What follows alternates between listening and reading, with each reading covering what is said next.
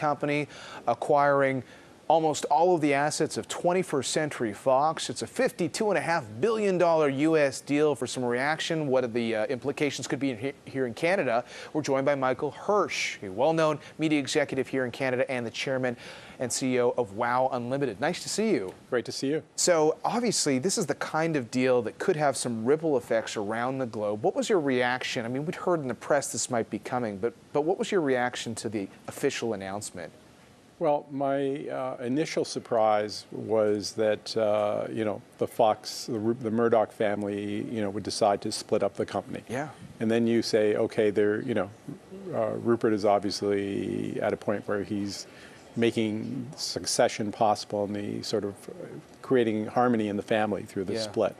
But what I think it really speaks to, and what is probably the most exciting part of this, is the fact that Disney sees the need for more content. So Disney is one of the biggest content owners in the world, but even Disney, sitting there with all their content, realized that to launch a competitor to Netflix, as this world was beginning to get more complicated, required more content than they either had or had free of contract.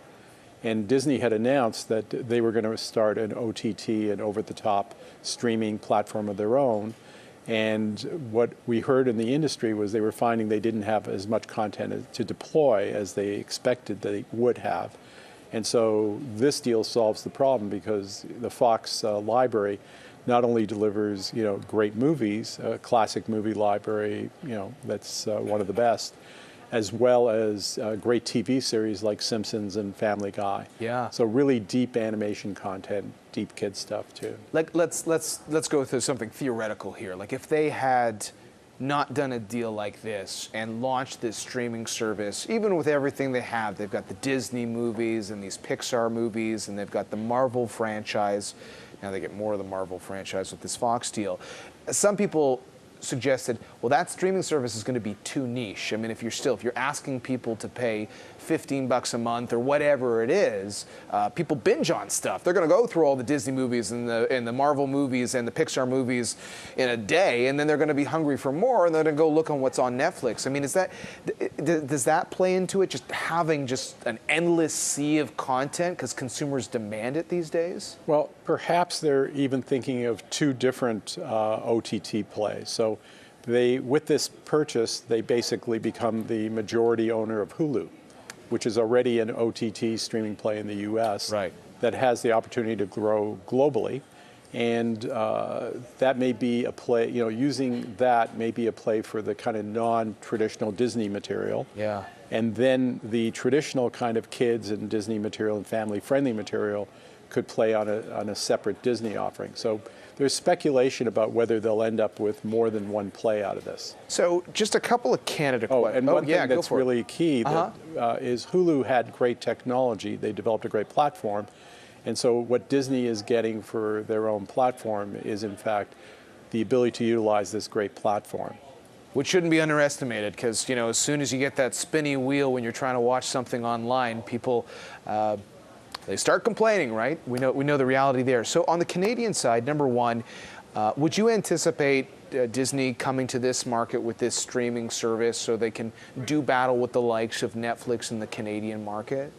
Yeah, absolutely. I'm not exactly sure how that configures into their current Chorus deal. Yeah. But my guess is that whether they have to do it in a couple of years or whether they can do it now, they will be proceeding at some point. And there's no reason for them not to. But what's exciting for Canadian entertainment and media companies is that this really, once again, proves the value of libraries and important brands. And so, right now, DHX, which was a company I formerly was executive chair of, is going through a strategic review. And this really sort of underlines the value of the large library of, 13,000 half hours that they've aggregated. Interesting. For companies like WOW, which are, have a large library of millennials, it undervalues that library value. And for us, it really underlies the value of what do you call platform plays, because we're focused on launching platforms. And our thesis is kind of the exact opposite of Netflix and Disney.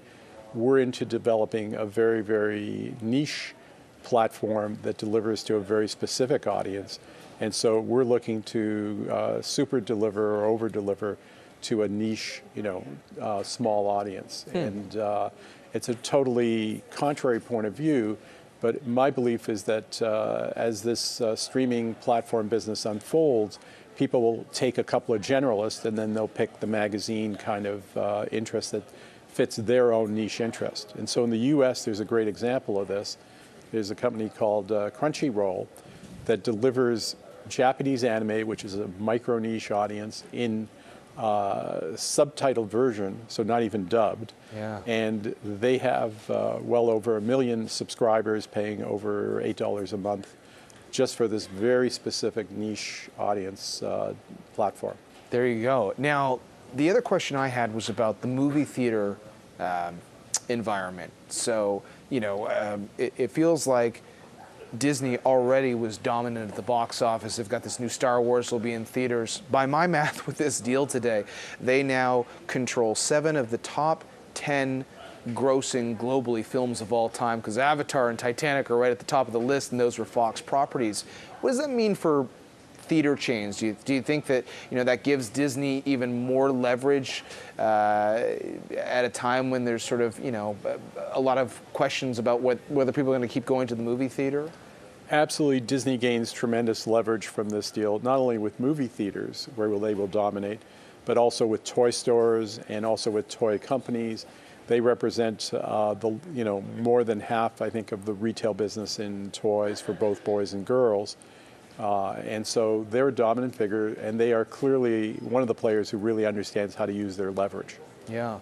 So Bob Iger has done a really brilliant job here of aggregating great assets.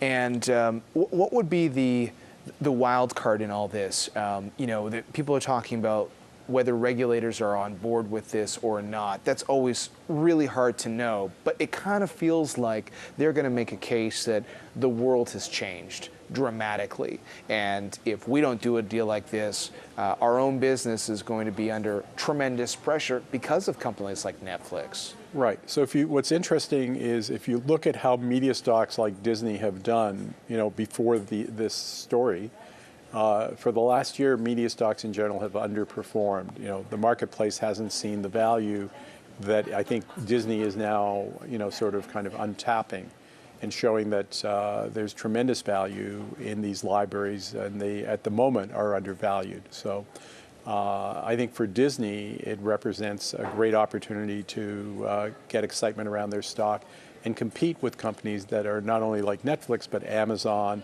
Facebook's entering the field. YouTube is already in the field, so Google's a big player. The big successful players today that have delivered great growth in their stock are those tech stock players. Yeah. All right. Well, fascinating story just unfolding now. Good to get your take as always, Michael. Thanks a lot. Thank you so much for having me. Michael Hirsh, Chairman and CEO of WOW Unlimited. Now.